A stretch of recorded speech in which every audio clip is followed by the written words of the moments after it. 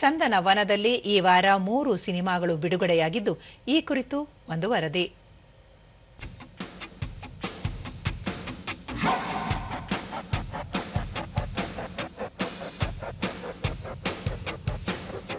ಚಂದನವನದಲ್ಲಿ ಈ ವಾರ ಒಟ್ಟು 3 ಸಿನಿಮಾಗಳು ಬಿಡುಗಡೆಯಾಗಿವೆ. ಜಾವೇದ್ ತಿಪ್ಪನಹಟ್ಟಿ ಕಥೆ, ಚಿತ್ರಕಥೆ ಬರೆದು ನಿರ್ದೇಶನ ಮಾಡಿರುವ ಸಿನಿಮಾ ಲಾಕ್ಡೌನ್.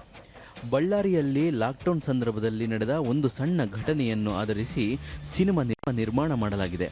ಯುವ ಪ್ರೇಮಿಗಳು ಹಾಗೂ ಮಧ್ಯವಯಸ್ಕ ದಂಪತಿಗಳ ಹಾಸ್ಯ ಸನ್ನಿವೇಶಗಳು ಚಿತ್ರದಲ್ಲಿವೆ.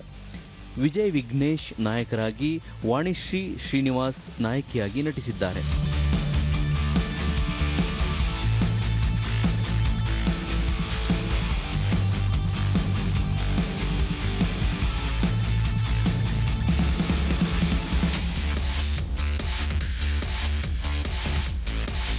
ಇಪ್ಪತ್ತೆರಡರ ವಯಸ್ಸಿನವರಾದ ಕರೇನ್ ಕ್ರಿಸಿ ಸುವರ್ಣ ನಿರ್ದೇಶನದ ಸೆಪ್ಟೆಂಬರ್ 21 ಬಿಡುಗಡೆಯಾಗಿದೆ.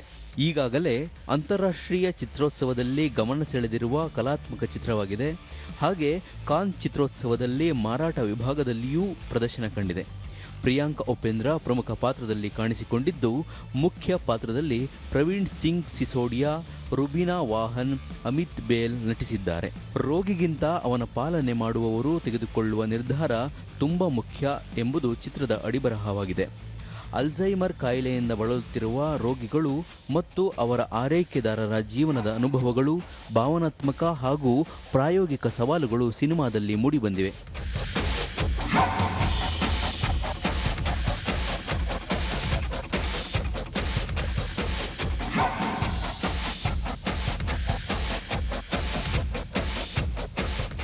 ತೇಜಸ್ವಿ ವಿಘ್ನೇಶ್ ಕತೆ ಬರೆದು ನಿರ್ದೇಶನ ಮಾಡಿರುವ ಸಿನಿಮಾ ಅಸುರನ ಕೈಯಲ್ಲಿ ಪಾರಿಜಾತ ಸಿನಿಮಾ ಬಿಡುಗಡೆಯಾಗಿದೆ.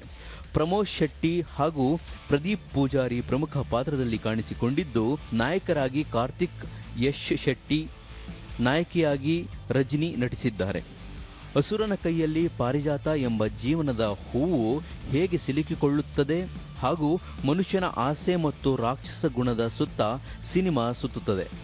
ತಮಗೆ ಬೇಕಾದದ್ದು ಸಿಗದಿದ್ದಾಗ ಮನುಷ್ಯತ್ವವನ್ನು ಮರೆತು ಕ್ರೂರವಾಗುವ ವ್ಯಕ್ತಿಯೊಬ್ಬನ ಕಥಾಹಂದರವನ್ನು ಈ ಚಿತ್ರ ಒಳಗೊಂಡಿದೆ.